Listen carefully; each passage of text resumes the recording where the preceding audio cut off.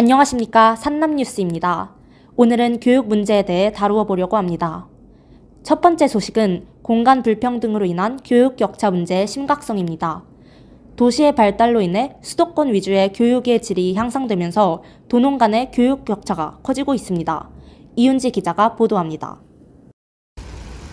네, 저는 현장에 나와 있는 이윤지 기자입니다.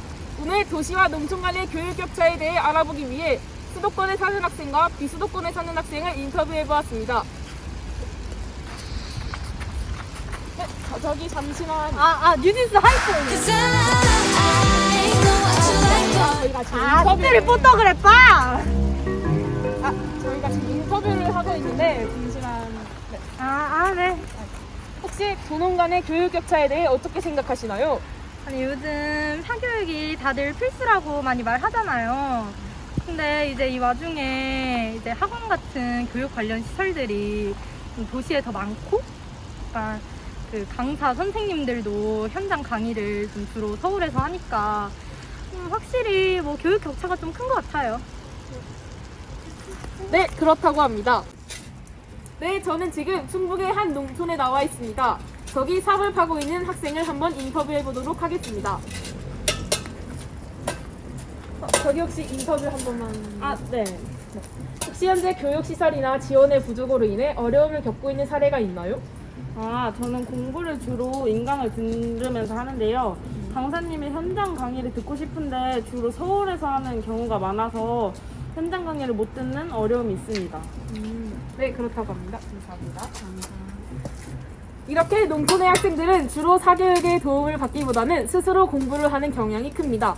반면 도시의 학생들은 사교육을 통해 전문가의 도움을 받아 더 효율적인 공부를 할 수 있는 상황이 됩니다. 수도권에 인구가 집중되어 있고 시설이 좋고 우수한 교원들이 많아 비수도권보다 수도권 학생들의 학습 능력이 평균적으로 뛰어나 교육 격차가 점점 커지고 있습니다. 이렇게 도시와 농촌은 자연스럽게 교육 격차가 발생할 수밖에 없는 구조인 겁니다. 이렇듯 수도권 지역에 사교육 인프라가 집중되어 있어서 교육 격차가 발생하고 있습니다. 대표적으로 대치동이 있죠. 이를 해결하기 위해 정부가 강사의 비수도권 현장 강의를 지원하거나 지방의 교육 인프라를 확대하는 등의 정책 마련이 필요할 것으로 보입니다. 두 번째 소식입니다. 학생 인권의 지나친 강조로 교권과의 조화가 깨지는 경우가 발생하고 있습니다. 이윤지 기자의 현장 보도로 직접 확인해 보겠습니다. 저는 지금 청주의 한 중학교에 나와 있습니다. 지금 보시는 상황과 같이 학생들이 교권의 중요성을 인식하지 못한 채 선생님께 비속어를 쓰며 조롱하고 있는 것을 확인할 수 있습니다. 충북교육청에 따르면 우리 충북에서도 교권 침해 사례가 매년 늘고 있으며 올해 모욕, 명예훼손이 41건으로 가장 많았다고 합니다. 이렇게 예의를 갖추지 않고 선생님을 무시하는 행동을 하는 학생들이 증가하고 있습니다. 학생 인권이 보장될수록 교권 침해가 늘어나는 딜레마가 발생한 것입니다. 학생 인권과 교권의 어울림이 필요해 보입니다. 세 번째 소식입니다. 국내 외국인 학교에서 역사가 왜곡된 교과서를 사용한다고 밝혀졌습니다.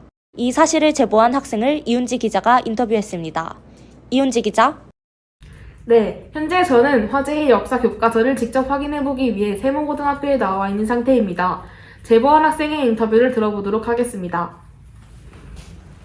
이 사진은 저희 학교 교과서에 실린 사진인데요. 여기 프랑스어로 일본어라고 적혀 있죠. 하지만 원래 동이라는 표기가 맞습니다. 제가 조사해보니 외국인 학교와 외국 교육기관 38곳 중 12곳이 일본어가 표기된 교과서를 사용한다고 합니다. 저는 하루빨리 이런 왜곡된 교과서들이 정정되었으면 좋겠습니다.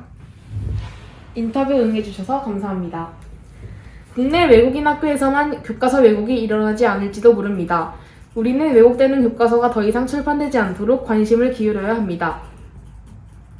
학생들이 올바른 역사를 배울 수 있도록 왜곡된 교과서를 바로잡아야 합니다. 오늘의 마지막 소식입니다.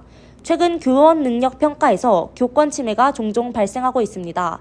타당한 이유 없이 별점을 최하 점수로 매기거나 서술형으로 이루어져 있는 평가에 성희롱적인 발언을 하는 등의 사례가 있습니다.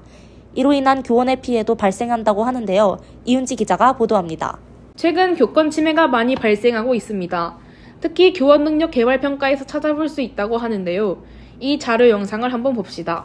이 자료는 학생들이 특정 선생님들을 험담하고 있는 메신저를 캡처한 것입니다. 평가는 학부모와 학생이 교육 활동에 대해 의견을 제시하고 우수 교원과 지원 필요 교원 등을 도출해내기 위해 2010년 교육부가 도입했습니다. 하지만 교원을 평가하는 과정에서 욕설이 사용되어 정신적으로 피해를 입은 교원의 수가 증가한다는 설문조사가 있었습니다. 이렇듯 교원 능력 개발 평가가 과연 교육 발전에 도움이 될지 의문이 들어 폐지하는 조치를 취하자는 의견이 대두되는 상황입니다. 교원 능력 개발 평가가 본래의 목적성과 교육 발전의 실질적 효용 가치를 다시 되찾길 바랍니다. 지금까지 교육적 문제 4가지의 현황이었습니다. 앞으로 우리나라 교육이 이러한 문제를 거치면서 성장할 것을 기대해봅니다. 산남뉴스였습니다. 감사합니다.